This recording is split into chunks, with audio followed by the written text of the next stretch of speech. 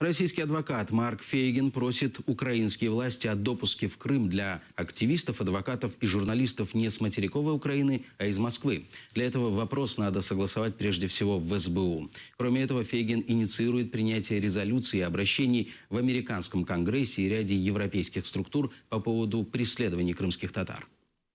Что сейчас ситуация такова, что к теме крымских татар, я думаю, что именно конкретно к репрессиям совершенно недостаточно внимания уделяется. А такого рода резолюции, такого рода инициативы, они сразу привлекают внимание как правительства, так и неправительственных организаций. Наша задача прежняя, посредством такого рода общественного и международного давления, прекратить репрессии в отношении крымских татар. Сейчас легально разрешенный украинскими органами проезд — это через Херсон, через перешеек.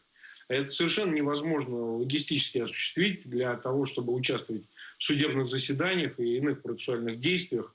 Для меня, как российского адвоката, мне пообещали, так сказать, посодействовать, быстрее решить этот вопрос.